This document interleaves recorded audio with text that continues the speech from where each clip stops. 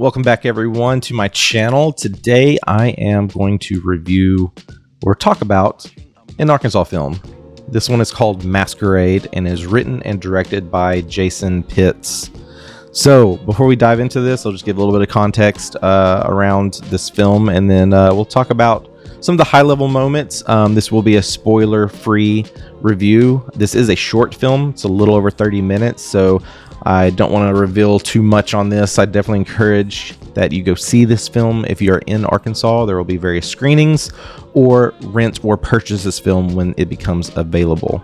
So when I joined or started joining or becoming part of the film community here in Arkansas, the poster for this is actually one that I saw like almost right away.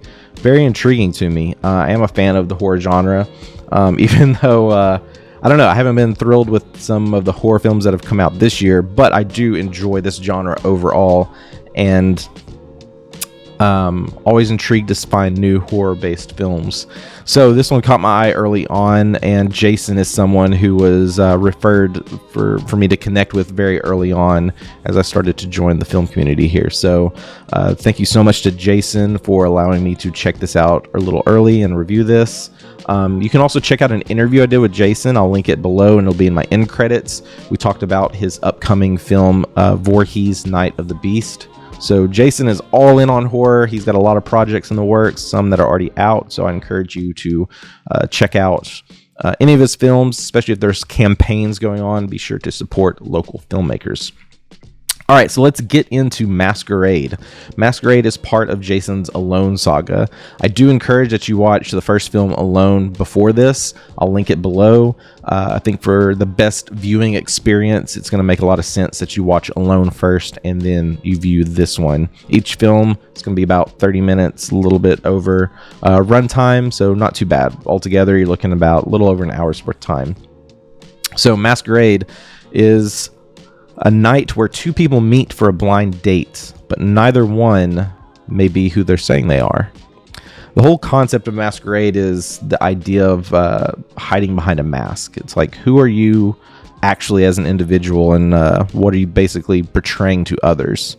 So Masquerade in this film is basically a dating service. You could think of it something like Tinder, where two people have met and they're visiting, and they set up a date where they'll meet for the first time over dinner. So this film stars Olivia Disney. She plays Sylvia Darnell. Aaron Logan Ray plays Clint. Bailey Freeman as Lizzie. Kenneth Gady, apologize if I mispronounced that name, as Jaren. We have Samantha M. Shaw as Detective Kim Spencer. CJ Bernard as Anton. And Aaron Palmer as Captain Rogers. So we do have quite a few people in this film, but our core focus is going to be around the characters Sylvia and Clint. So they are the people meeting for this blind date. Now, what's fascinating is that each of these characters are kind of hiding behind some secret truths that neither really know, and they both have missions, some things that they want to, accomplish on this date. Now, I'm going to be a little vague here because I do want to keep this spoiler free, so there's a lot I won't go into, but I'll talk about a little bit of the things I really appreciated on this film that really stood out to me. So one of the biggest ones is this whole film is shot in one primary location, which is a house, and I really enjoy films that can pull this off. Not many try to do this. It's very hard to keep a solid script, especially with some multiple characters when you're dealing with just one location. But I thought Jason did a great job here. Each character gets their own moment. Some are definitely going to be longer than others, but I thought each actor and actress really owned their character, especially when it comes to this concept of like who their character actually is. Like, what are they hiding from everyone else? And then what are they presenting already to everyone else? Thought everyone did a great job. I think CJ Bernard as Anton really stood out. Olivia really stole the whole movie for me. She just owned the camera. When that lens was pointing at her, she did the most and did the best. Thought she did a great job. definitely go see this, really, to kind of like get into her character, because she does have a big role. Keeping it secret as I can, but I thought she really pulled it off and did a really great job.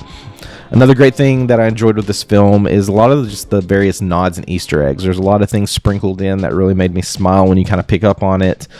You definitely get a vibe from like some past horror films. You could see where some inspiration is being drawn from. For me, there were moments where I would almost get like a Dexter type vibe. There were other moments I would get like Mr. Brooks, and then you get a few others sprinkled in as well.